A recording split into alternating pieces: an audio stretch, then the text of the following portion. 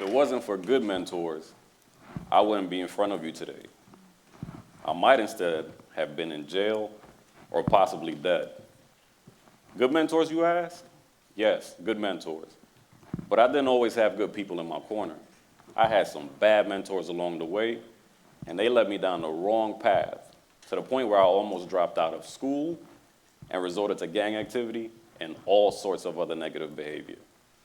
You see, whether you know it or not, good or bad, someone is mentoring the children in our communities.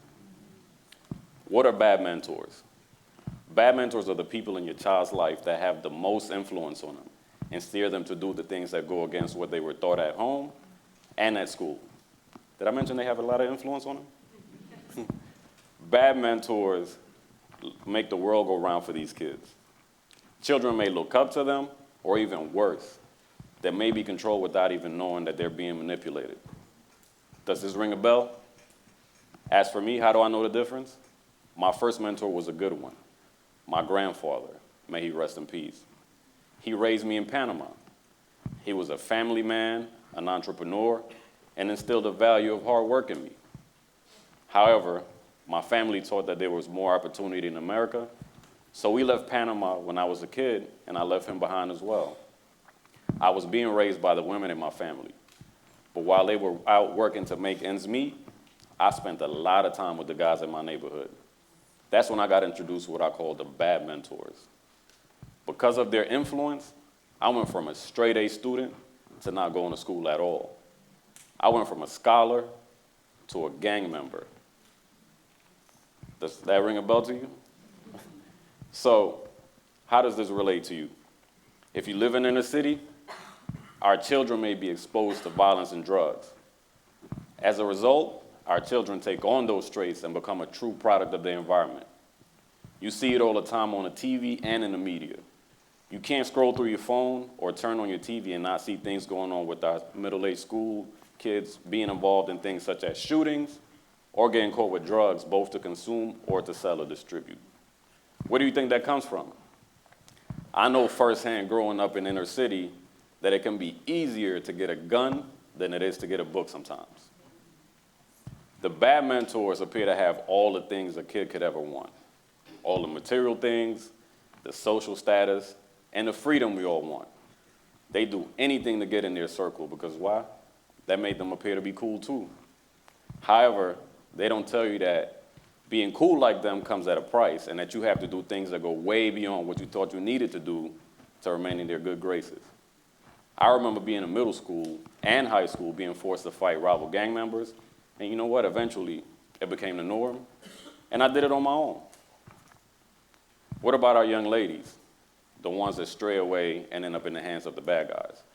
They get around to committing crimes themselves or even do anything for attention. I know you hear stories about them all the time.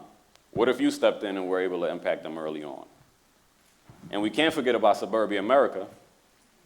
How many of our children and loved ones have we had to bury or send to rehab due to drug addiction and overdose?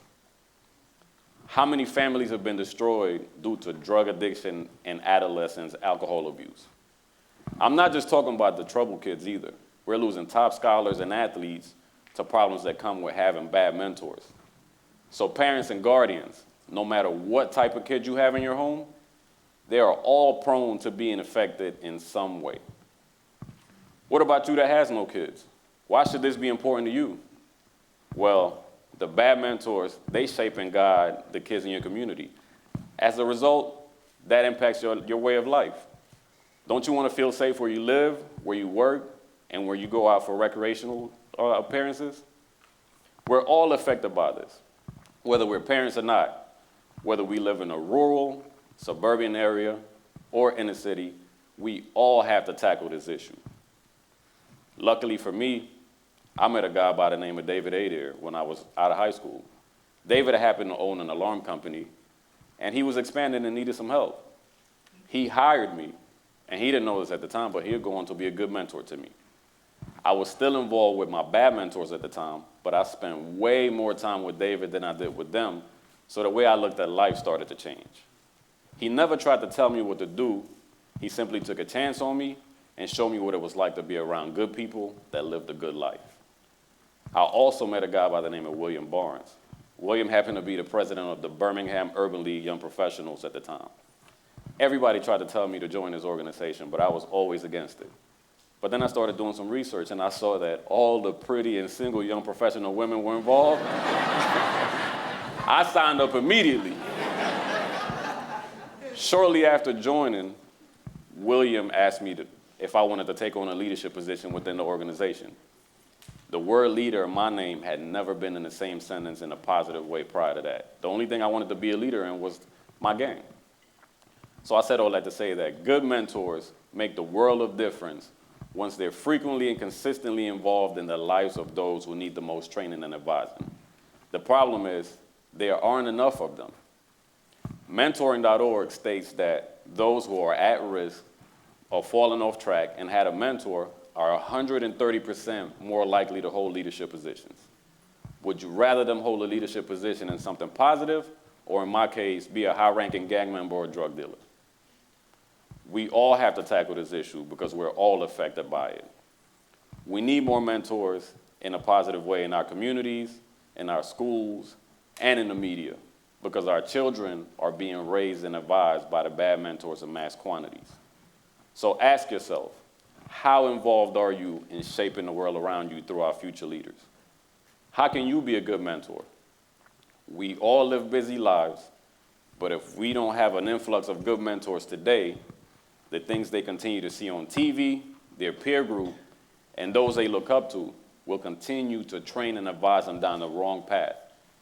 And that, in turn, devalues the world around all of us. Thank you.